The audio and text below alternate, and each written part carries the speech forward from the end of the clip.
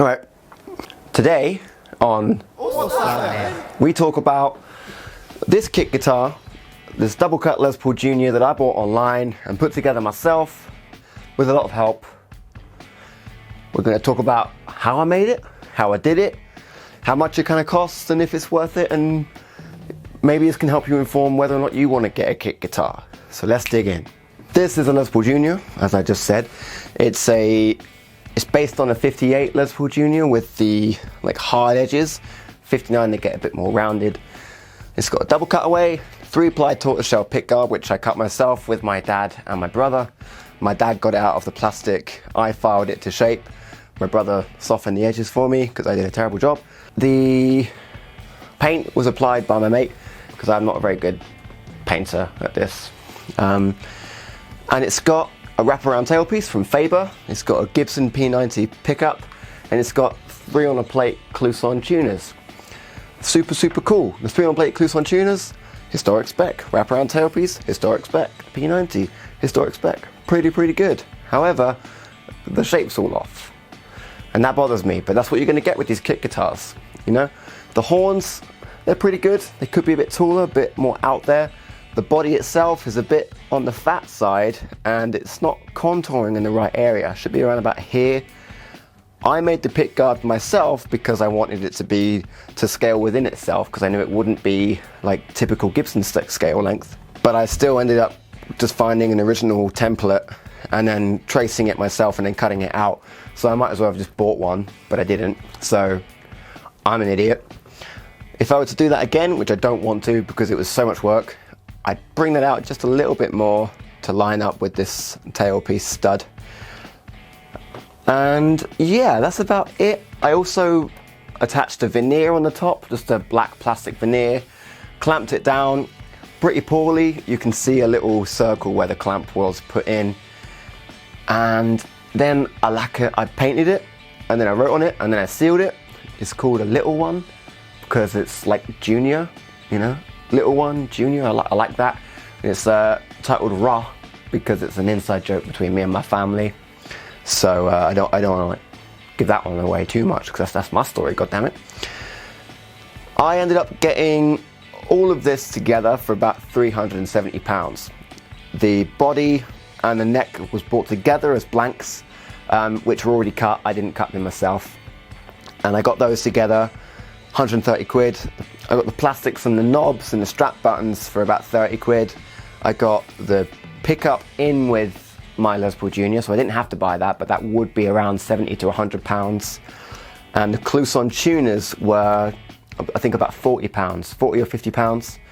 And the truss cover I got from another guitar I had lying around, so that was cheeky. I was gonna make that myself, but I didn't. And the jack plate I had lying around, so I took that. And the electronics I got from James Home of Tone. He's really good. I bought loads of stuff from him. He's amazing, recommend him so much. That was about 50 quid, I think. But it's really good. It's a lot of money, 370 quid, for a guitar which you can't buy. Now that's the benefit to these kick guitars. You can't buy a Green Junior with a tortoiseshell pickguard, with a Gibson P90, with really good pots and parts and great tuners. You don't have that. But you do have equivalents, like the Harley Benton stuff for basically half that, which is pretty good. The affordable guitar market is great. If you got an affordable guitar and then did this to it, you might even save a bit more money. Why would you do this? You do this because it's fun. I'll tell you why. It's a lot of fun. I really enjoyed putting this together and seeing it slowly build up. I wish I took more pictures in the beginning. I didn't get any pictures of it until the paint was already on, which is kind of annoying, to be honest. I don't know why I didn't, but I didn't. And now it's done. It took me a long time. The reason why it took me a long time is because there's a lot of skills I didn't actually have, which I had to slowly do in parts, just so that I knew I wouldn't lose patience with it, because I wanted it done. I wanted it finished, and I wanted it out of the way so I could gig it. And then I lost all my gigs anyway because of a certain C word going around. So I lost all my gigs, so I couldn't really play it anymore, so I couldn't really gig it, which is a shame because it's going to be a great stage guitar. Look at that color. It's very bold, very striking. But yeah, so now there's no gigs, so it's just around looking very, very handsome or beautiful, whatever you want to call it. But yeah, it's a very cool stage guitar. It's a very striking color, and it's very simple, very fun, very playable, but that took a lot of time. The thing I had to do most with this was level the frets and crown them properly. I ended up spending more money on that than I did a lot of the electronics. You know, I got loads of parts, loads of files, paper, pens, tape. I even got a little guitar neck holder thing for your desk. You know, it sent me down a rabbit hole, you know, which I've got the stuff now, so great. It took me a long time to get this playing right. I had to file the nut down a whole bunch. I was very eager to get that done, and I kind of rushed it, but I would pick it up after a week or so and realize that the nut's still a bit high, and then I keep playing it. And it wasn't so much the nut in the slot, it was in there pretty good. And it wasn't too high, it was the actual string slots. I had to file that down, and it was tricky because at first I didn't have the appropriate tools, so I was using a string and just trying to file it down that way. It didn't do the job that well. I ended up buying files for it specifically.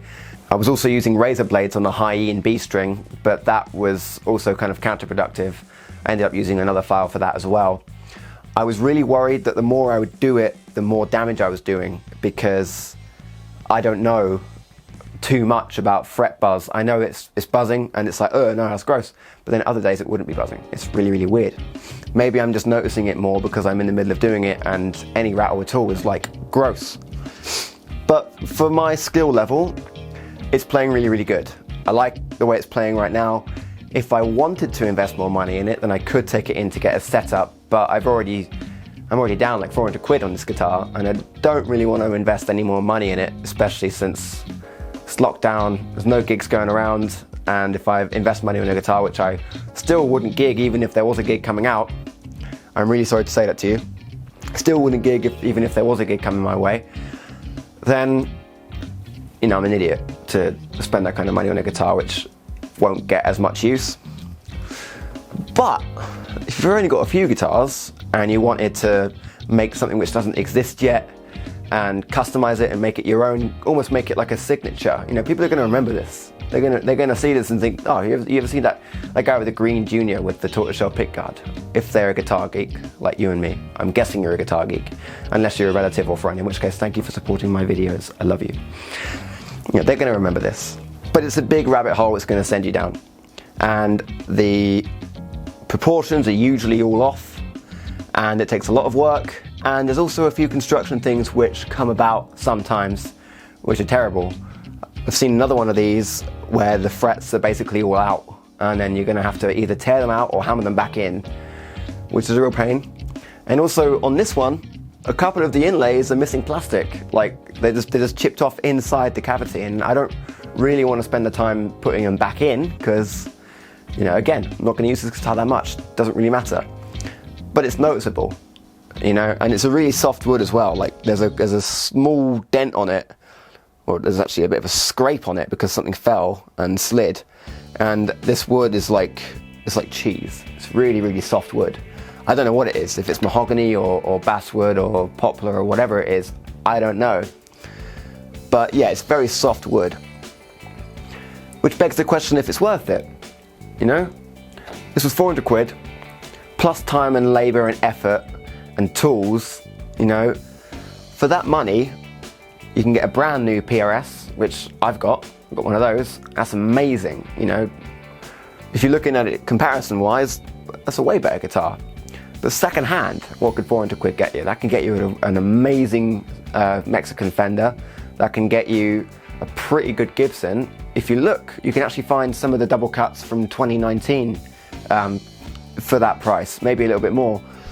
And you don't have to do anything, probably.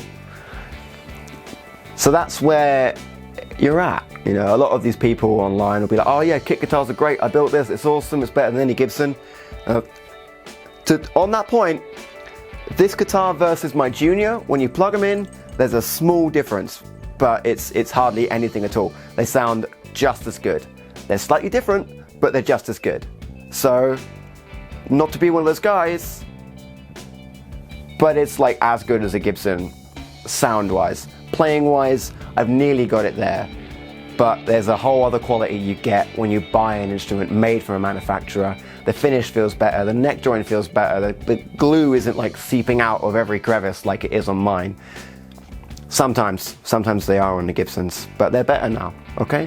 I'm just about to start editing this video and I realized I never told you why I decided to go for a Junior. I went for a Junior instead of a Strat or a Tele or a Jaguar because I think they're really, really cool.